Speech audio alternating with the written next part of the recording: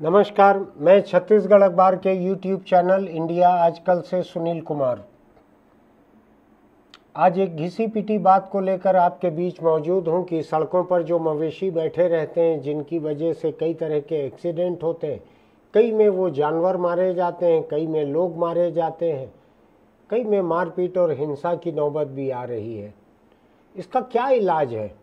2019 से छत्तीसगढ़ के हाईकोर्ट में इसको लेकर जनहित याचिका दायर की गई है कि सड़कों पर से मवेशियों को अगर नहीं हटाया जाएगा तो बहुत से एक्सीडेंट हो रहे हैं, लोग मर रहे हैं, इसमें जानवर भी मरते हैं।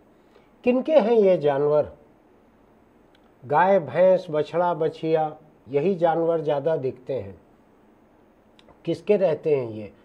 बिना मालिक के नहीं रहते ये। तो इसकी जिम्मेदारी किसके ऊपर है कि ये सड़कों पर ना बैठें, सड़कों पर ना मंडराएं? मैंने एक बार पहले भी इस बात को कहा था कि मैं जिस कॉलोनी में रहता हूँ वहाँ धार्मिक भावना लोगों में कूट कूट कर भरी हुई है। सवेरा होते ही वो रोटी और दूसरी कुछ चीज़ें लेके निकल पड़ते हैं गाय को, सांड को खिलाने के लिए। इतना खिलाते हैं, इतना खिलाते हैं, शायद मुझको लगता है उनको दोपहर तक किसी को हाजमोला भी खिलाना चाहिए उन जानवरों को, इतना खाने मिल चुका रहता है उनको।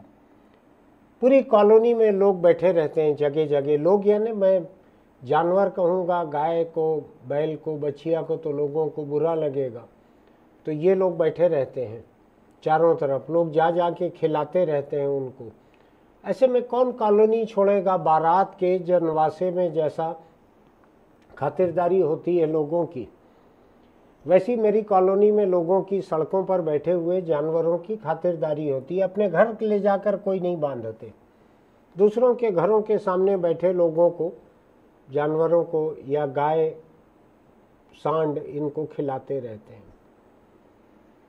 सड़कों पर जो एक्सीडेंट हो रहे हैं उसको लेकर हाईकोर्ट ने 1 दर्जन से ज़्यादा बार नेशनल हाईवे, जो कि सड़क हाईवे, राष्ट्रीय राजमार्ग जिसके तहत आते हैं, उनको, राज्य सरकार को, म्यूनिसिपल और पंचायत को, सबको नोटिस जारी किए, बार बार नोटिस जारी किए। हाईकोर्ट का कहना है कि कई बार तो उसके नोटिस पर जवाब तक नहीं दिया सरकार ने। हाईकोर्ट ने सुझाव मांगे, कोई सुझाव नहीं दिया। म्यूनिसिपल को देखता हूँ मैं, बड़ी सी एक गाड़ी लेकर निकलते हैं, 4-6 लोग रस्सी से बांध बांध के जानवरों को पकड़ कर लेकर जाते हैं। शायद उनका इंतजाम यह है कि इन जानवरों के मालिक को जुर्माना पटाकर फिर उनको छुड़ा कर ले आते हैं, फिर सड़कों पर छोड़ देते हैं। गांवों में यही हाल, जानवरों के बैठने के लिए सूखी जगह नहीं है, तो बारिश के मौसम में सारे जानवर केवल सड़कों पर बैठते हैं, गाड़ियां उनसे टकराती हैं, एक्सीडेंट होते हैं। अभी राजधानी रायपुर के पास में 1.5 दर्जन गोवंश के जानवर, उनको कुचलते हुए ट्रक चली गई, बाद में ड्राइवर को कहीं पकड़ा गया। अभी बीती रात की पहली रात को राजधानी रायपुर में एक जगह गाय को टक्कर लगी, कार वाला आगे निकल गया। हर कोई डरता है गाय के मामले में। मैं बोलता हूँ, मुझको भी डर लगता है कि किसी की धार्मिक भावनाएं आहत ना हो जाएं। तो उस कार वाले से गाय को टक्कर लगी थी, वो निकल गया। उसका पीछा करके समाचार में गौ रक्षकों ने, रात के अंधेरे में भी गौ रक्षकों ने पीछा किया, जाकर 1-2-3 किलोमीटर बाद उस गाड़ी को पकड़ा, उसमें तोड़फोड़ की। किसकी गलती है? सड़क पे अगर जानवर भरे हुए हैं और किसी गाड़ी से उनको चोट लग जा रही है, किसकी गलती है? नहीं लगना चाहिए। ये जानवर अपनी गलती से वहाँ नहीं बैठे हैं, ये सरकार और समाज की गलती से वहाँ बैठे हैं, जो अपने आप को इन जानवरों का मालिक मानते हैं और इनको घूरों पे खाने और सड़क पे सोने के लिए छोड़ देते हैं। देश में अब कानून कड़े हो गए हैं, जानवरों को आप प्रदेश के बाहर ले जा नहीं सकते। छत्तीसगढ़ की सरहद पे रोज लोगों को पीटा जा रहा है, रोज पुलिस का प्रेस नोट आ रहा है, गौ तस्करी करने वाले लोगों को पकड़ा गया, गिरफ्तार किया गया। अब तो ज़्यादा पुलिस की ज़रूरत नहीं पड़ती, लोग खुद ही निपटा देते हैं। छत्तीसगढ़ में एक बड़ा केस हुआ है, आपको याद है कि नहीं? राजधानी रायपुर का इलाका आरंग के पास पुल पर भैंस ले जा रहे थे लोग, उनको घेर कर पकड़ा गया, उनके चक्के वगैरह कुछ पंक्चर किए गए, घेर कर पकड़ा गया, पुल पर इतना पीटा गया, इतना मारा गया, 2 लोग पुल से कूद गए नीचे या उनको फेंक दिया गया। मैं तो था नहीं वहाँ पर, दोनों तरह की बातें हैं। एक तीसरा था, वो टेलीफोन करके अपने घर पे सुना रहा था, बता रहा था कि कैसे कैसे मार रहे हैं। उसको भी इतनी मार पड़ी, वो तो अस्पताल में मर गया। 3 मौतें हुई है। पहले दिन से पुलिस ने इसको मॉब लिंचिंग कहा, मॉब ने मारा है, भीड़ ने मारा है। धीरे धीरे जब पता लगा मारने वाले लोग कौन है, तो सत्ता के दखल से अब पुलिस मॉब लिंचिंग बोलना भी बंद कर चुकी है। इक्का दुक्का छोटे छोटे लोगों को कहीं कहीं गिरफ्तार किया है, शायद 2 या 3 हिंदू गिरफ्तार हुए हैं उसमें। मारने वाले हिंदू थे, मरने वाले मुस्लिम थे। तो ये भैंसों को ले जा रहे थे। रायपुर के सांसद बृजमोहन अग्रवाल ने अभी दिल्ली से लौटने पर एयरपोर्ट पर जब उनसे पूछा गया तो उन्होंने कहा इसको कौन मॉब लिंचिंग कहता है, कोई उनको नहीं पीटा गया है, वो खुद पुल से कूद कर मरे हैं। जो जानवर खरीद कर लेके जा रहे हैं भैंसों को ट्रक में, वो ट्रक को रोक देंगे पुल के ऊपर, वहां से कूद के जान दे देंगे। वो कोई कोटा में नहीं पढ़ रहे थे, पशु व्यापारी कोटा में नहीं पढ़ रहे थे, ना आईआईटी में थे कि कोर्स समझ में नहीं आता है खुदकुशी कर ले। और लोगों ने तो वीडियो बनाए हैं खुद, उसके पुलिस के पास मौजूद हैं, हालांकि पुलिस रिकॉर्ड में दिखा नहीं रही है। पुलिस के पास नाम है तमाम लोगों के, पकड़ नहीं रही है। जो असली मुजरिम है उनको पकड़ नहीं रही है, उनको बचाने की पूरी कोशिश चल रही है, तैयारी चल रही है। छोटे छोटे 2-3 लोगों को पकड़ लिया गया है, वो भी मुस्लिम समाज का एक जुलूस निकला था उसके बाद। तो जानवर को आप खरीद के ले जाने नहीं देते कहीं, जानवर को मरने नहीं देते। जानवर कहीं कोई मर जाए, गोवंश का जानवर, उसकी कोई खाल उतारे, उसका कोई बछड़े का सिर लेके कुत्ता घूम ले तो उस पर दंगा होने लगता है। धर्म इतना नाजुक हो गया है, यहाँ पर धार्मिक भावनाएं इतनी नाजुक हो गई है कि तुरंत उनको चोट न लगने लगती है, तुरंत वो आहत होने लगती है। मुझको भी डर लगता है कि गाय के बारे में बोलते हुए मैं क्या बोलूं क्या ना बोलूं, किसकी धार्मिक भावनाएं आहत हो जाएंगी। डरावना माहौल है देश में। गाय कहीं बैठी रहे तो आप रास्ता बदल के चले जाओ। अगर सड़क के बीचों बीच है और आपके निकलने का रास्ता नहीं है तो आप रिवर्स में गाड़ी मोड़ के चले जाओ कहीं और से। गाय शिकायत कर देगी तो आप कहीं के नहीं बचोगे। कोई और किसी जाति धर्म के लोग शिकायत करेंगे, कोई महिला शिकायत करेगी जिसके सुरक्षा के लिए अलग कानून बने देश में, तो भी आप एक बार शायद बच जाओ। गाय शिकायत भी नहीं करेगी। जो तथाकथित गौरक्षक हैं उनको ये पता लग जाए आपने उधर से निकलकर गाय को डिस्टर्ब किया है। गाय हड़बड़ा गई थी, आपकी गाड़ी बगल से निकली सड़क पर, तो बस उतने में ही आपकी कुटाई हो सकती है। फिर ये भी हो सकता है कि आपने पुल से कूद के जान दे दी। मैं नहीं जानता कि छत्तीसगढ़ का हाईकोर्ट इस मामले में कोई निगरानी रख रहा है कि नहीं, देख रहा है कि नहीं, कि राजधानी के जिले में जिस तरह से 3 लोगों को मारा गया, 2 लोगों के बारे में पोस्टमार्टम रिपोर्ट भी गोलमोल है कि पुल से 40 फीट की ऊंचाई से गिरे थे, तो जो चोटें लगी है चट्टान पे गिरने से, उससे अब साफ नहीं है कि किस तरह की चोटें थी। कुछ ऐसा बताया गया है मुझको, मैंने देखी नहीं है रिपोर्ट। पता नहीं क्यों हाईकोर्ट को ये नहीं दिख रहा है ये मामला। हाईकोर्ट बहुत सारे मामलों को देख रहा है, ये भी जानवरों से जुड़ा हुआ मामला है। ये अगर पशु व्यापारी खरीद कर लेकर नहीं जाते रहते तो ये भी सड़कों पर बैठे रहती भैंसें। लोगों को जानवर पालने का शौक है, उनके पास जगह नहीं है रखने की, न उनकी हसरत है, वो घूरे पर खाने के लिए छोड़ देते हैं। क्या सोचकर पालते हैं? खुद ही होकर म्युनिसिपल के हवाले कर दें कि हम इसको नहीं पाल सकते हैं। क्यों ऐसा नहीं हो रहा है? मुझको ध्यान पड़ रहा है कई हफ्ते हो चुके हैं, राज्य सरकार ने ये तय किया था कि ऐसी लावारिस गायों को इनको रखने के लिए हर जगह कुछ बनाया जाएगा। लावारिस कहना शायद गलत होगा, अनाथ, इनके वारिस तो कोई है नहीं है, क्या पता, लेकिन ऐसा कुछ बनते दिखा नहीं है मुझको अभी। और मैं अभी छत्तीसगढ़ में सैकड़ों किलोमीटर का सफ़र मैंने चारों तरफ किया है। कई जगह मैं खुद बचा हूँ जानवरों पर गाड़ी चढ़ाने में। सड़क पे बैठे रहते हैं चारों तरफ, स्पीड ब्रेकर का काम करते हैं, आपको भारी दिक्कत होती है। पुलिस बैरियर, स्पीड ब्रेकर दोनों का काम करते हैं, उनके बीच से आपको गाड़ी निकालना रहता है किसी तरह। अगर गाड़ी की रोशनी जरा भी धीमी रहे तो आप टकरा के पलट जाएंगे। मैं बार बार हेलमेट लगाने इसीलिए कहता हूँ, सीट बेल्ट लगाने इसीलिए कहता हूँ। हाईकोर्ट का ये कहना है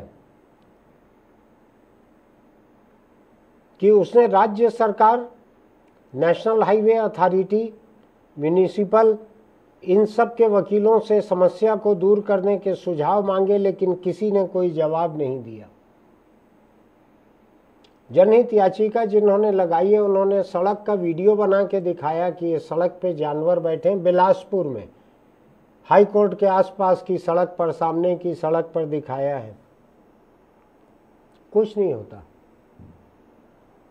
मेरा ऐसा मानना है कि सड़कों पर जानवर बैठे रहें, आप कितना ही हार्न बजाओ, जैसा उन पर फर्क नहीं पड़ता, ऐसा ही हाई कोर्ट कितना ही बोलता रहे अफसरों को, कोई फर्क नहीं पड़ता, कोई फर्क नहीं पड़ रहा। आज मैं रायपुर म्यूनिसिपल की एक खबर देख रहा हूं कि दिन में 2 शिफ्ट में जानवर पकड़ने के लिए टीमें निकलेंगी। मैं न्योता देता हूं कि मैं जिस कॉलोनी में रहता हूं, चौबे कॉलोनी में, वहां आकर देखें, वहां कदम कदम पर जानवर बैठे मिलेंगे, हट्टे कट्टे, बहुत हट्टे कट्टे हैं। उनको हटाने से उस इलाके के जितने धर्मालु गौ भक्त हैं उनको दिक्कत हो जाएगी कि काली गाय को शुक्रवार को दोपहर को पीली रोटी कैसे खिलाएं, कहाँ ढूंढने जाएंगे। उनके लिए पता ठिकाना दे देना चाहिए कि इस जगह आके आप खिला सकते हैं।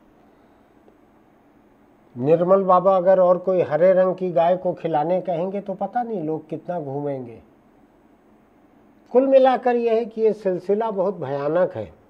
ये सिलसिला न केवल एक ट्रैफिक न्यूसेंस है, ट्रैफिक के लिए, जन सुरक्षा के लिए, जन जीवन के लिए बहुत बड़ा खतरा है, बल्कि ये धर्म के नाम पे भी एक हिंसा करने का एक बहुत बड़ा सामान है। धर्म के नाम पर इतनी बड़ी हिंसा हो रही है, मुझको लगता है ज़्यादा वक्त नहीं है राज्य सरकारें ऐसा नियम बनाने लगें कि गौवंश के किसी भी जानवर के मरने पर, आज जैसे होता है ना, शेर मर गया, भालू मर गया, चीतल मर गया, हाथी मर गया, तो वन विभाग के अफसर खड़े रह के अंतिम संस्कार कराते हैं।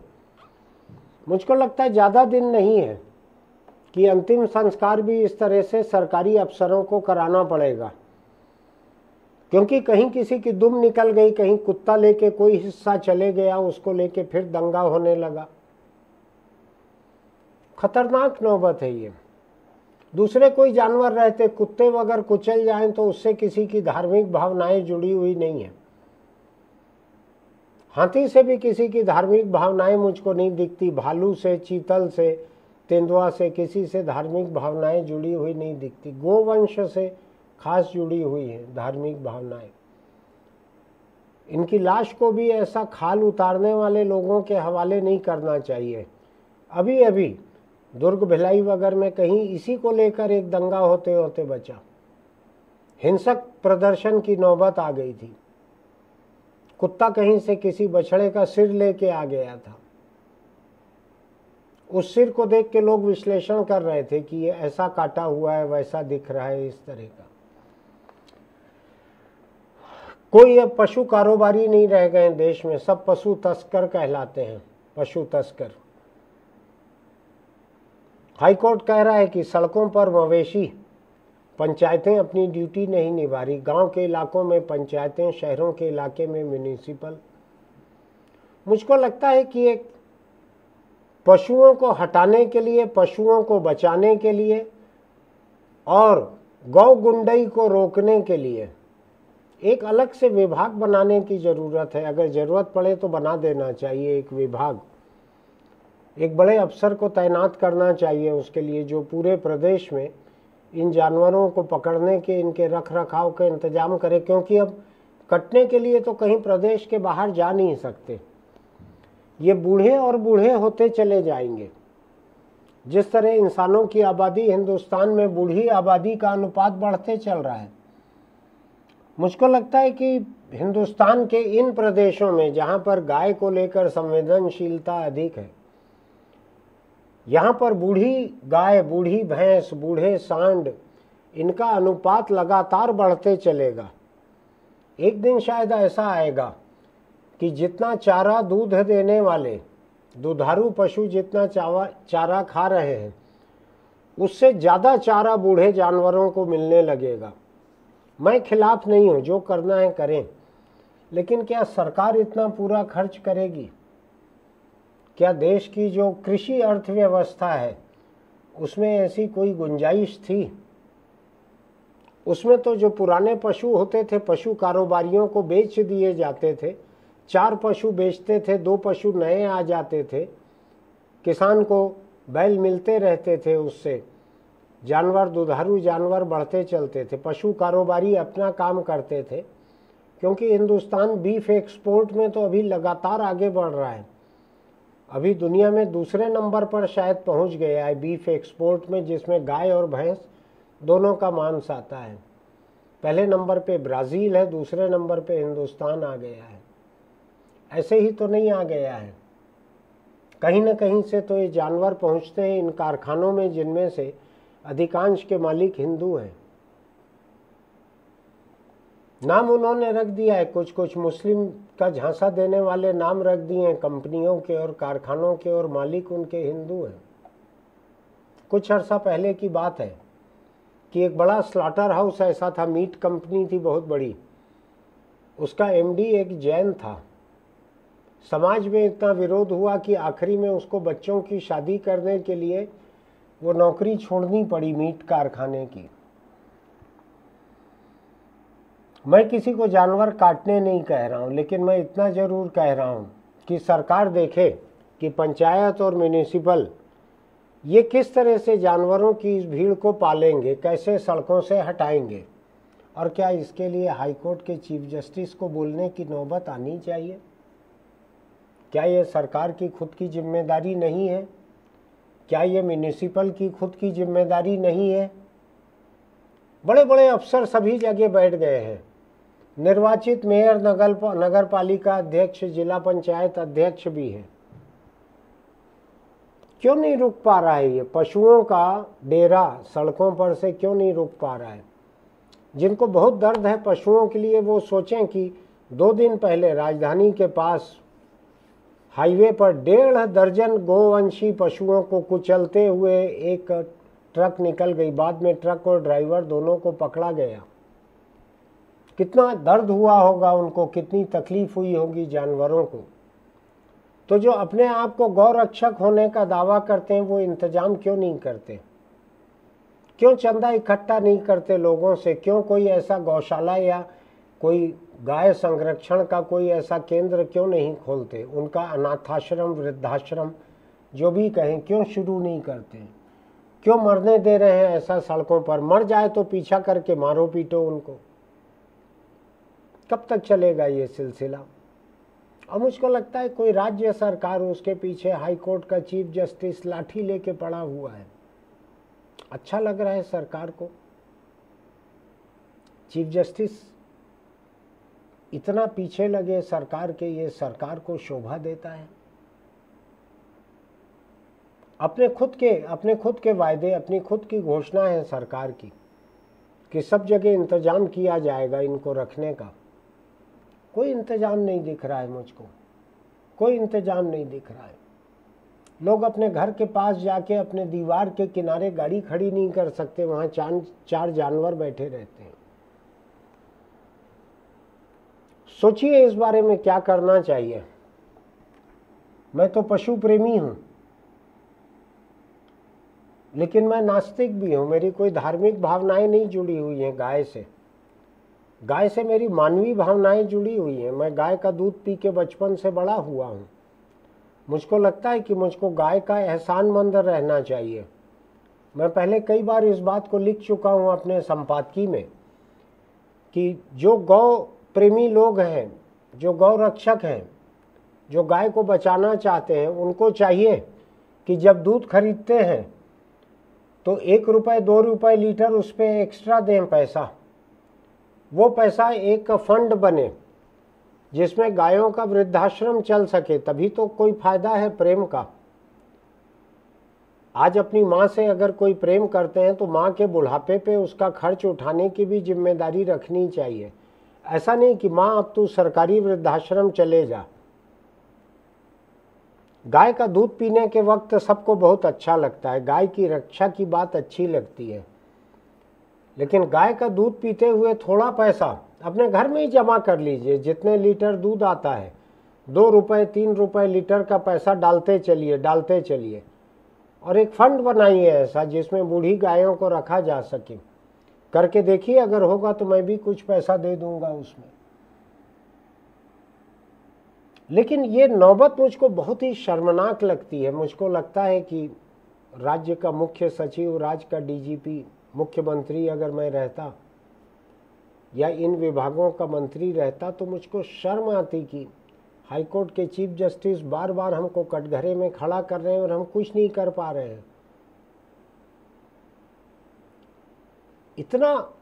इतना ट्रैफिक के लिए खतरा बना हुआ है इन जानवरों का सड़कों पर, न केवल हाईवे पर बल्कि शहर के भीतर भी।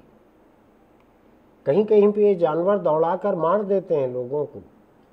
शायद कोई रोटी में मिर्च वगैरह दे देते होंगे, कुछ करते होंगे तो मार देते हैं जाके किसी को। एक मौत भी हो गई थी कहीं पर। सोच के देखिए क्या किया जाना चाहिए।